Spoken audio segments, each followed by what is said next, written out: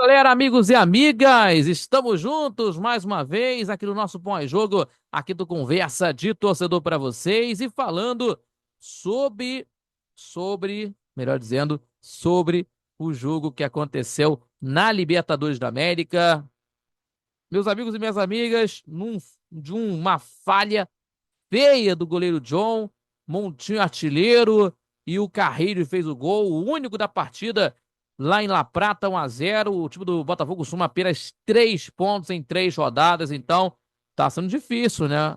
A torcida do Botafogo aguentar essa situação com o Renato Paiva no comando da equipe do time do Botafogo e tendo essa situação complicada nesse tempo, né, que tá aí no Botafogo o Renato Paiva, então, né, que uma situação delicada na competição, 3 pontos ganhos apenas, é o terceiro colocado, com o próprio Estudiantes, né, em segundo colocado com 6 pontos, o Universidade de Chile, 7, líder, e o Carabobo em último colocado, né, última colocação, né, que temos aí o time venezuelano. Então vamos falar aqui muito isso nesse jogo, da falha do John, do gol do Garrido, nessa situação do Botafogo aí. Então vamos falar aqui de tudo que aconteceu nessa partida. Mas antes disso, pessoal, se inscreva no canal do YouTube, compartilhe os nossos vídeos, é claro, deixando aquele like, que ajuda muito o nosso crescimento do canal, também fortalecendo nosso trabalho e também ativando o sininho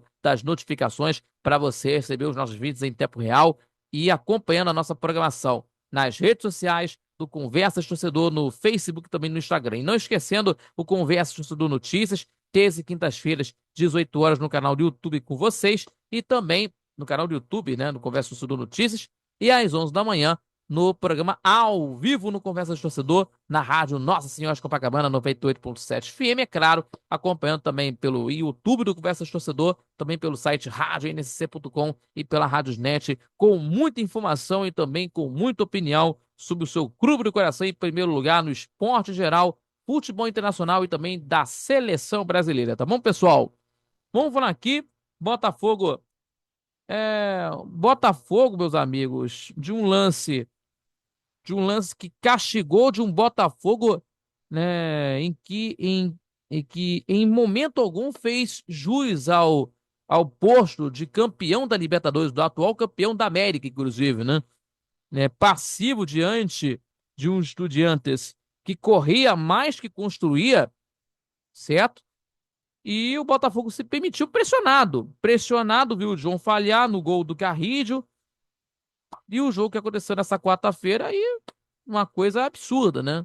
Para o torcedor do Botafogo aguentar essa situação aí do treinador, do treinador, do treinador Renato Paiva no comando. E a situação delicada, repito para você, no grupo A. O time do Universidade de Chile, 7, Estudiantes 6, segundo colocado, Botafogo 3, e em último colocado contra a equipe do Carabobo, que vai ser o seu próximo adversário lá na Venezuela, na próxima terça, dia 6. Próxima terça, dia 6 de maio, que vai ser em 2 semanas. Daqui a 2 semanas teremos aí a partida contra a equipe do Carabobo lá na Venezuela. Então temos esse jogo aí, esse jogo que vai acontecer, de uma pressão em cima do Renato Paiva, né?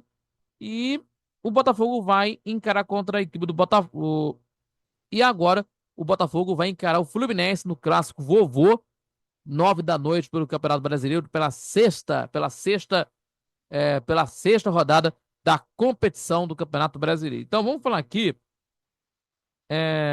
de uma péssima fase, né? Má fase não, péssima fase, em péssima fase, e longe de ter um time com muitos recursos técnicos, certo?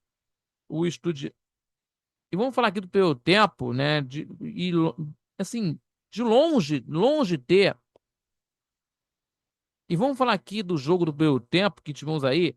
O Estudiantes em má fase e longe de ter uma equipe com muitos recursos técnicos. A equipe argentina entrou em campo para fazer valer daquilo que a torcida pressionando, né? Uma pressão lá em La Plata, né? A torcida a seu favor, né? De um caldeirão lá em La Plata, né? Com a torcida do Estudiantes pressionando, né?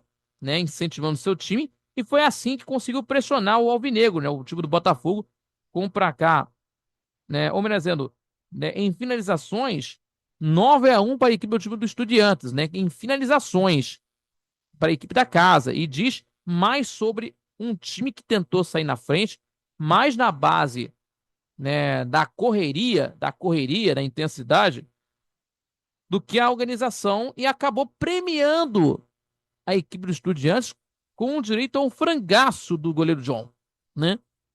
E um chute despretensioso do jogador Carrillo, né? O camisa 9 da equipe, contando com o desvio do Gregory, o volante da equipe do Botafogo, e também do kick, do efeito, né? Com efeito, né? Kick com efeito da bola, acabou enganando o goleiro e o Monte artilheiro acabou enganando o goleiro John, né? E a sorte, né? Escolheu do lado de quem mais tentou o gol, inclusive.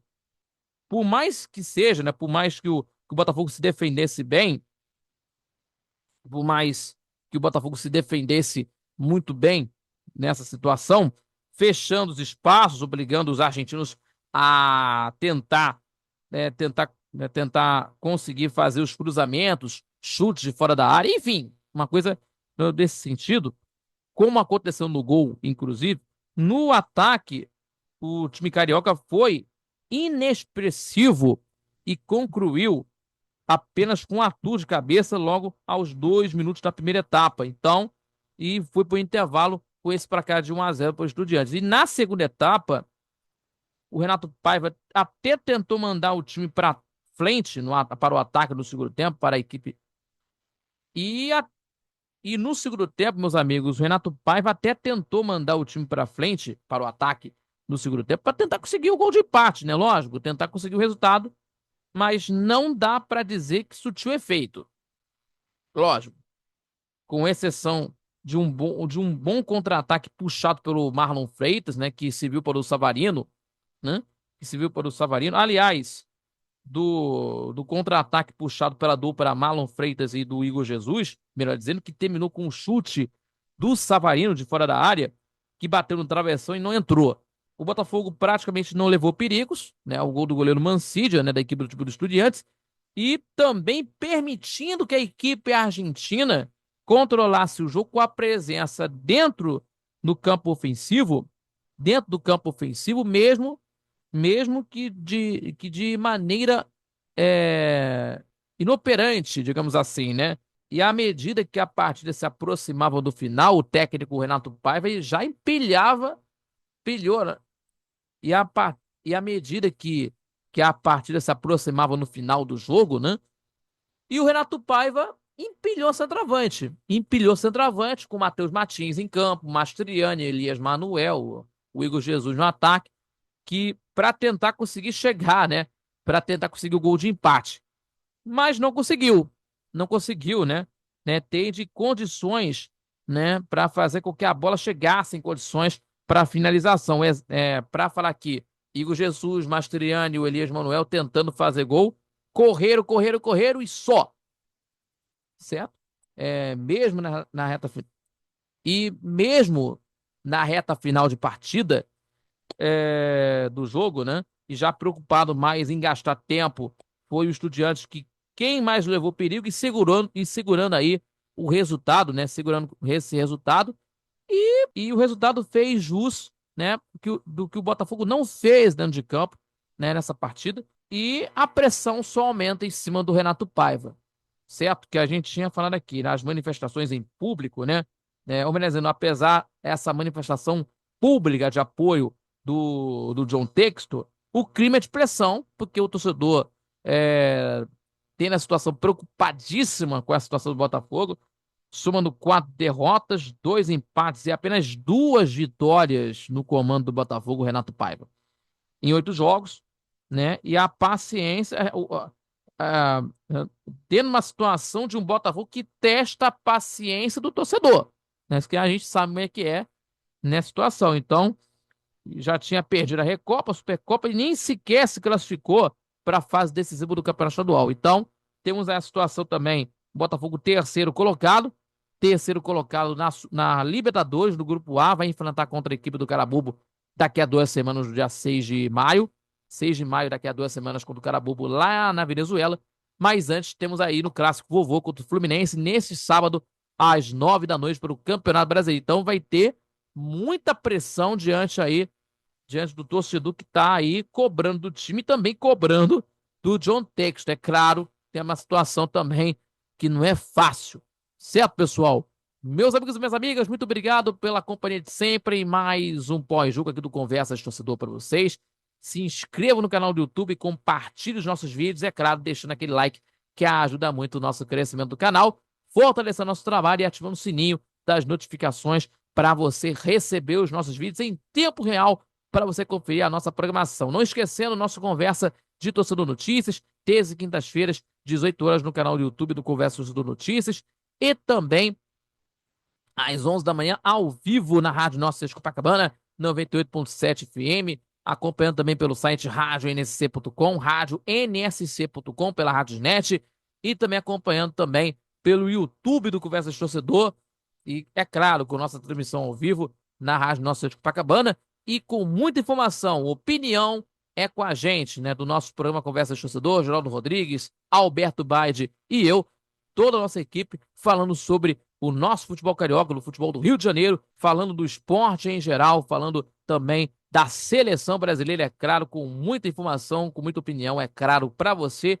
e por você, para a gente estar aí informando para todos vocês, tá bom, pessoal? Então é isso, muito obrigado pelo seu carinho, pela sua companhia e até o próximo pós-jogo, até o próximo vídeo aqui do Conversa de Torcedor para vocês. Valeu, galera, fique com Deus e até a próxima. Valeu, galera, fiquem com Deus. Tchau, tchau.